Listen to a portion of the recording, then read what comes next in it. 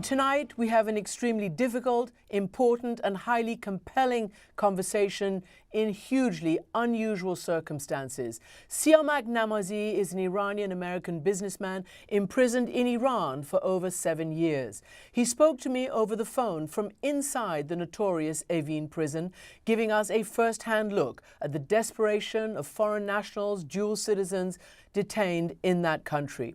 I first interviewed Siamak back in the early 2000s during the reform era, a very different Iran then.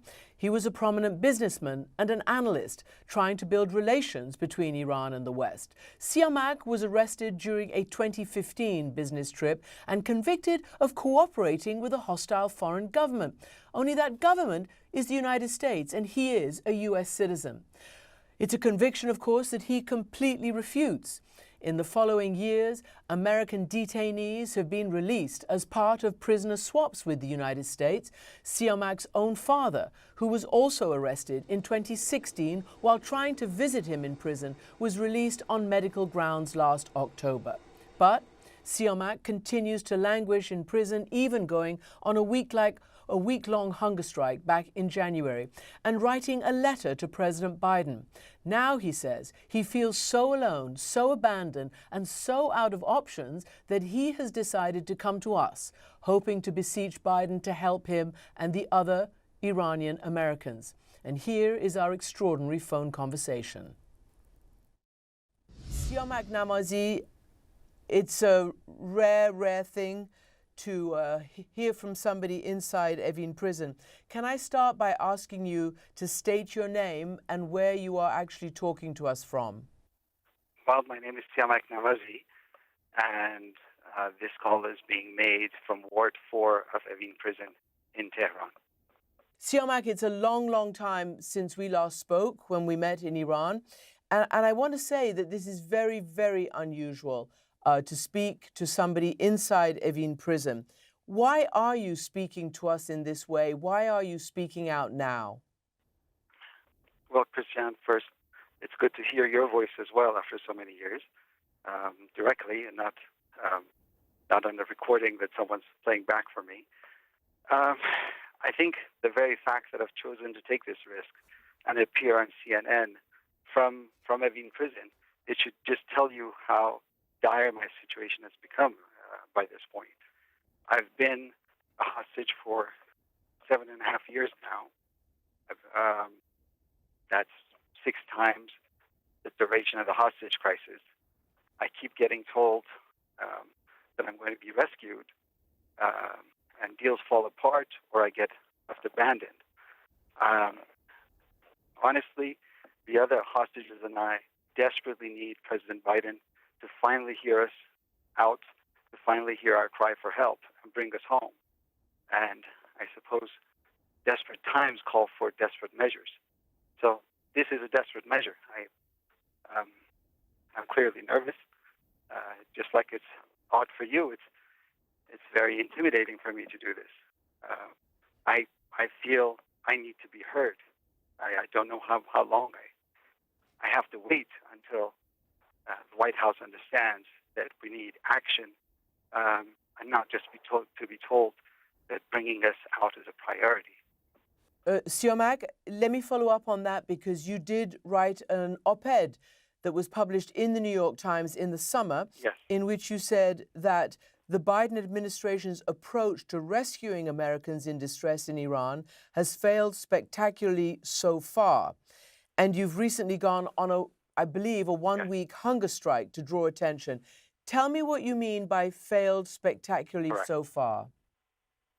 I mean, 7.5 years in, and I'm still in Evin prison.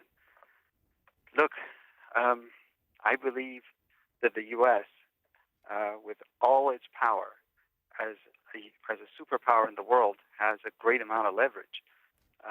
And I believe that had that leverage been properly used, we would have been out a long time ago.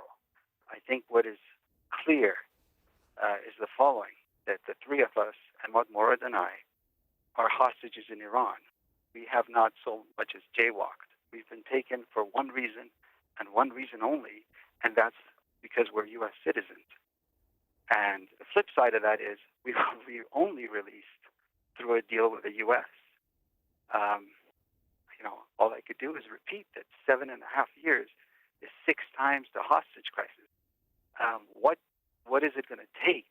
Well, I'm going to try to ask you about that. What is it going to take? But first, you are one of 3 Americans in Evin. They are detained on so-called charges of espionage, but you are not. You're detained and sentenced on other charges. Do you have any awareness? Sorry, I need to correct you on that. We all have the same charge. We are all charged under Section 508, which is a very nebulous charge of cooperating with a hostile state, in our case, referring to the United States of America. None of us have had access. I'll just speak for myself, though. But we're ordinary citizens. We don't have access to any classified information to give to anyone, which is why we were charged with Section 508, cooperating with a hostile state. And you're very free to ask details about that. Yes, I want to know whether you are in the same location as the other Americans, Morad Tabaz and Ahmad Sharqi. Yes, I currently am. We haven't always been. All 3 of us were at the same detention center at different times. Obviously, I was taken 2 years and 2.5 years, respectively, before Morad and Ahmad. But today, we're all in the same place.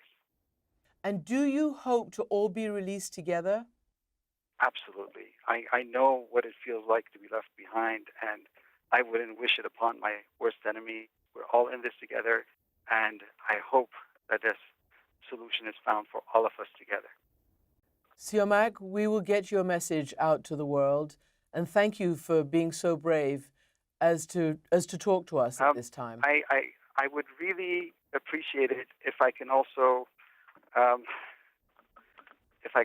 get a chance to address the president directly.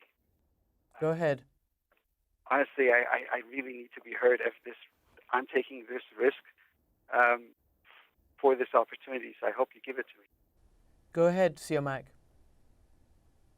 Okay.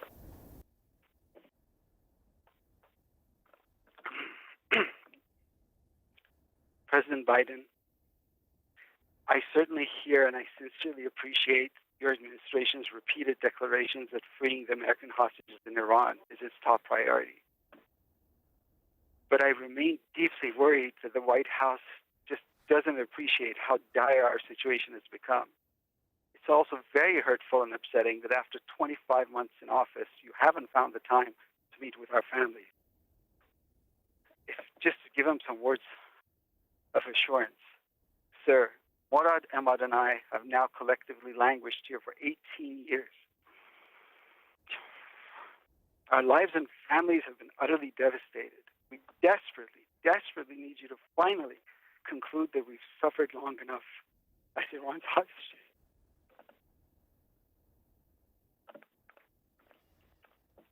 President Biden, you and you alone have the power to deliver on Obama administration's broken promise to my family. I implore you, sir, to put the lives and liberty of innocent Americans above all the politics involved, and to just do what's necessary to end this nightmare and bring us home. Thank you. We'll get that message out, Siamak. And I hope we can talk again. I'm sorry. Don't be sorry. Okay. Thank you for doing this. Thank you for doing this. Take care. You take care, Siamak. Thanks. Bye-bye. Bye-bye. Bye. So we defy anybody not to be moved by that cry from prison. Of course, we reached out to the White House for comment on this conversation, and they did give us the following response. They basically said Iran's unjust imprisonment and exploitation of U.S. citizens for use as political leverage is outrageous, inhumane, and contrary to international norms. The United States will always stand up for the rights of our citizens wrongfully detained overseas, including Siamak Namazi. Senior officials from both the White House and the State Department meet and consult regularly with the Namazi family, and we will continue to do so until this unacceptable detention ends and Siamak is reunited with his family. Now, we have also reached out to the Iranian Foreign Ministry about Siamak and his fellow American detainees, and we're still awaiting their response.